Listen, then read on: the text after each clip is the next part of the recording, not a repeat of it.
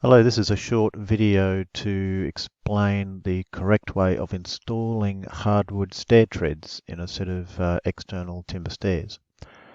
So before we start on the stair treads, we need to have a look at how a log of timber can be cut up by the sawmill. So you've got some cuts that go right through the middle here, or similar to these ones. These are quarter sawn pieces of timber. That timber there is going to be fairly stable. It's not going to move as much as these ones towards the top of the timber. And these are an example of where they come out of the log when it gets cut up. So those are the timbers we want to have a look at first. So here's an example. You can see the growth rings that look like that in the edge of the timber. There's a bit of a close-up of another piece of timber with growth rings that you can see the curve in them, and they kind of go around the timber like that.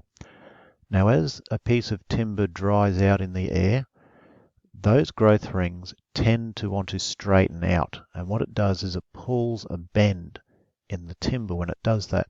And here's an example of what I mean by that. And this kind of a bend in the timber is called a cup. And why that is bad for a step tread is because when it rains, the water will pool inside the hollow of that cup. And if it's one thing we don't want, is for water to puddle on our step treads or on any timber work really, because that's the quickest way for the timber to rot away and shorten its lifespan. So it's much better to turn the timber up the other way. Here's an example of how we want our timber treads to sit when they're installed, with the curved growth rings in that direction. And what's going to happen is that as those growth rings straighten out, it's going to pull a curve upwards in the timber. The cup will be in the bottom half and the crown will be on the top edge, making it easier for the water to drain off and increasing the life of our timber work. So simple way of remembering it is these growth rings are a frowny face, and a sad piece of timber gives us a bad tread.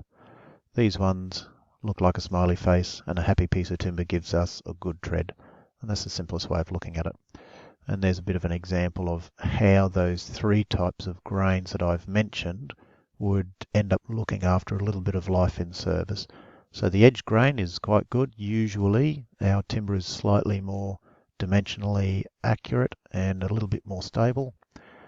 And then when we have our curved growth rings on the end, this is what we don't want on a tread, and this is what we do. So happy timbers, happy treads, and I hope that helps.